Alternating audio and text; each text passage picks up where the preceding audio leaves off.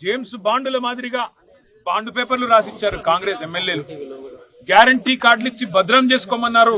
భద్రంగా పెట్టుకోండి, 100 రోజులు మీరు భద్రంగా పెట్టుకుంటే 101వ రోజు మా వాళ్ళు వస్తారు, వచ్చి మీకు ప్రతిదీ అమలు చేస్తారని చెప్పి ఆనాడు బొంకి నమ్మబలికి ఓట్లేయించుకొని ఓడ మీద ఉన్నప్పుడు ఓడమల్లన్న, ఒడ్డుకెక్కినాక బోడమల్లన్న అన్నట్టు 3వ బడ్జెట్ లో కూడా గ్యారంటీ అన్న మాట లేకుండా, డిక్లరేషన్ అన్న మాట లేకుండా ఇవాళ ప్రతి వర్గాన్ని వంచిస్తున్నది కాంగ్రెస్ ప్రభుత్వం.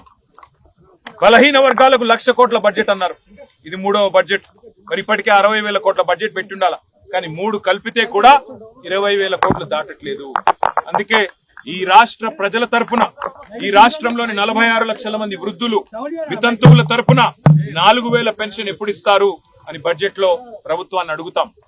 ఈ రాష్ట్రంలోని 1,88,00,000 మంది ఆడపిల్లలు ఎవరైతే 18 ఏళ్లు నిండిన వాళ్ళు ఉన్నారో 2,500 రూపాయలు మహాలక్ష్మి ఎప్పుడు వస్తుందా అని ఎదురు చూస్తున్న వారు ఎవరైతున్నారో ఈ బడ్జెట్ లో కాంగ్రెస్ ప్రభుత్వం స్పందించకపోతే తప్పకుండా ఈ ప్రభుత్వాన్ని వదిలిపెట్టాం, నిలదీస్తాం. అట్లాగే మరి రాష్ట్ర వ్యాప్తంగా 5 లక్షల మంది దివ్యాంగులు 6,000 పెన్షన్ కోసం ఎదురు చూస్తున్న వారు, వారి తరపున ప్రభుత్వాన్ని నిలదీస్తాం.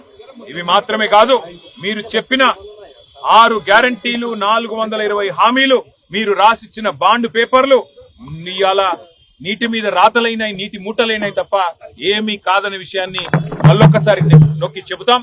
శాసనసభ సమావేశాల్లో, శాసన మండలి సమావేశాల్లో, బడ్జెట్ లో ఇప్పటికే ప్రభుత్వాన్ని అడుగడుగున నిలదీస్తున్నాం. అడుగడుగున వారికి నిరసన చెప్తా ఉన్నాం. రాష్ట్ర ప్రజల తరపున రైతు భరోసా 15,000 అన్నారు, కానీ ఆ రైతు బంధు 3 సార్లు ఎగ్గొట్టారు.